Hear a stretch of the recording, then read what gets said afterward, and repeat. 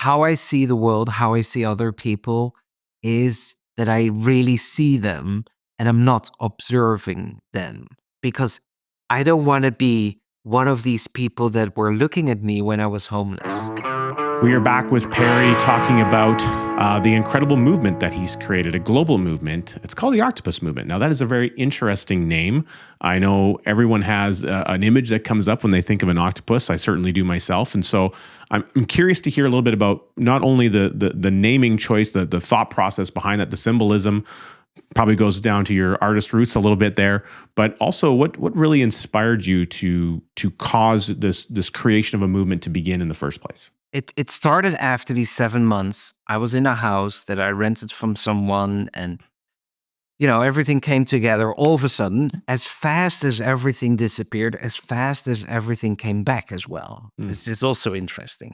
So all of a sudden, I at a house. The kids were back. They were sitting on the couch, so happy. Like we're back. And yeah, Dad, you did a good job. And then I was thinking, what am I going to do now?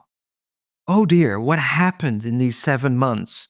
What am I going to do now? And I remember one thought that I had immediately is I had this strong feeling of now I can do whatever I want to do. Mm. I've been there, down there, it's everything was gone. There was nothing.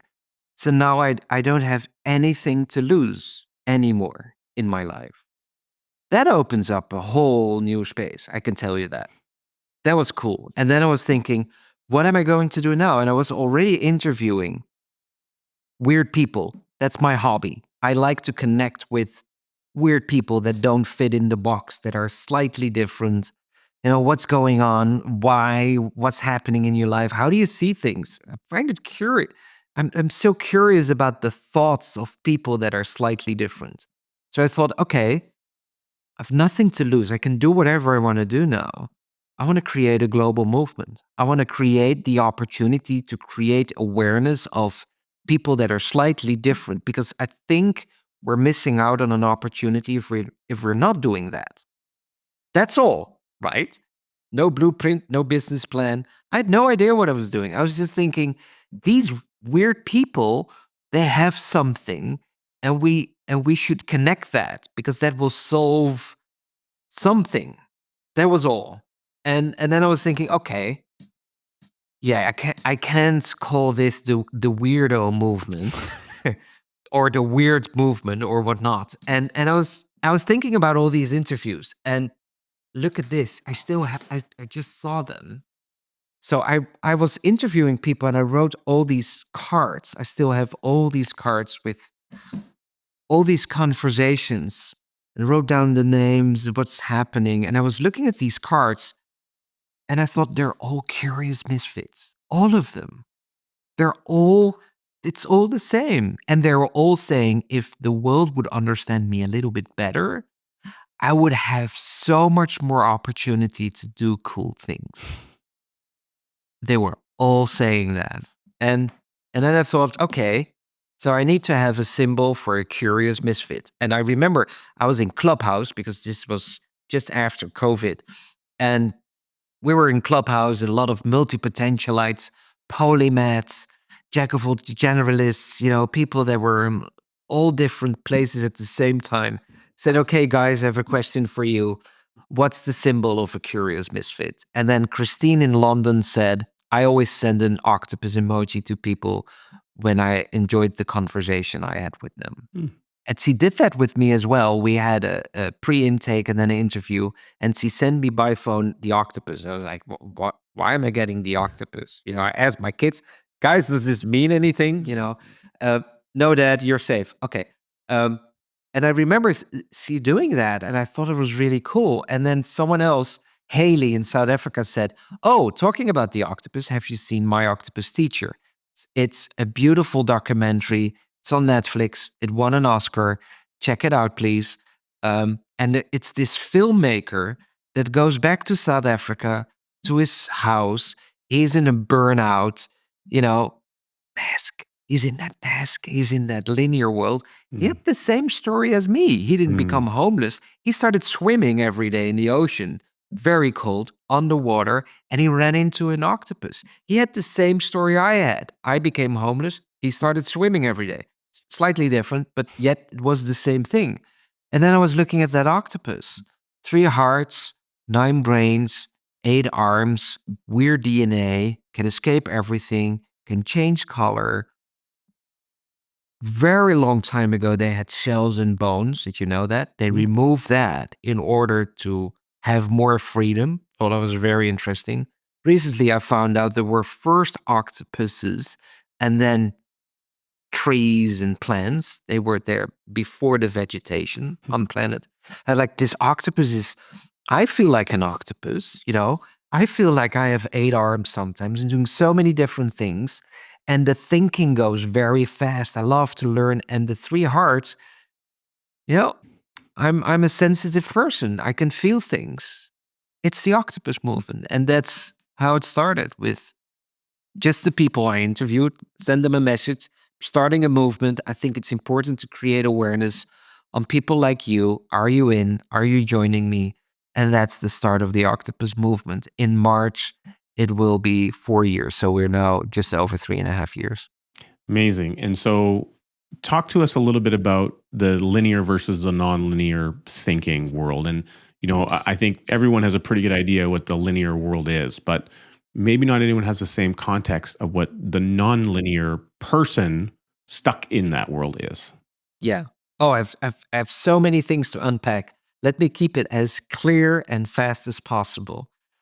Nonlinear is not the opposite of linear. That's myth number one. Of course, nonlinear people would expect, okay, if I know linear, then this is nonlinear. There's no duality in nonlinear. I have to explain that. So there is no 2-year-old that is a linear thinker. Let's start there. So we're all nonlinear thinkers. That's how we're born. And we live in a linear world where we have systems, where we organize things, which is very good. I'm not against linear thinking. Don't get me wrong, I'm not. But everything around us is organized in that system of linearity. Our brain is trained to do that as well. But if you have neurodiversity or you're slightly different, then you have heard constantly in your life that you're doing something wrong. Mm, Sorry. The result for that is that you go into your own mental state and you are asking, what's wrong with me? mm, Research have shown that people that are questioning their own mental state and they're curious about their own mental state develop the possibility to allow chaos in their life. So a linear thinker is not very accustomed to looking at their own mental state and like to control everything. They want to know what's happening next week, next month. Let's create a system so we're sure that repeats itself and we're in control of everything. mhm. That's a very good thing because that's how we achieve our results, right? That's also how we manage an organization. We do that in a linear way. I get that. Nonlinear thinking for me is allowing the chaos. Nonlinear thinking for me is the beauty between thoughts. That I need to explain. Everybody has thoughts. Most of the thoughts are conditioned and are in a linear way. Um, Someone also said, I forgot his name, that 98% of our thoughts are the same every day. So if you go with your management team to a creative session on Friday afternoon because you have to design something else or you have to create a solution, forget about it because these guys are thinking the same thing every day. For 98%, you're not gonna make it with them. You know, that's linear thinking. So nonlinear thinking is the beauty between thoughts. Nonlinear thinking is not thinking. It's allowing the chaos to be there. It's it's looking at a flower without seeing that it's a flower.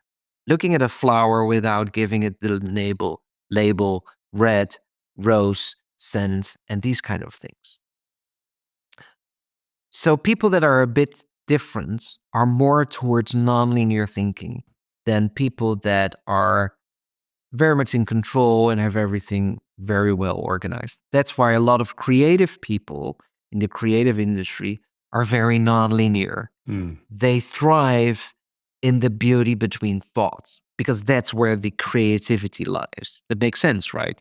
The creativity is not in the structure of thinking. It doesn't work that way. And that's a nonlinear thinker. And this is very important for me because sometimes people ask me, have you created a neurodiversity movement? No, because this is not about neurodiversity. This is about nonlinear thinking. This is about all of us, right? We're all nonlinear thinkers.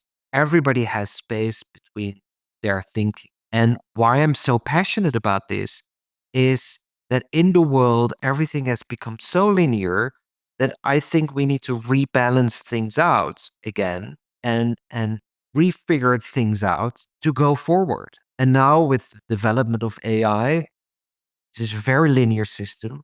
This is very intelligent, very interesting. And I find AI very interesting in combination with human intelligence. These two things can work very well together. And and that's for me nonlinear thinking. Mm. And that's what it's about with the octopus movement. So creating space to have that.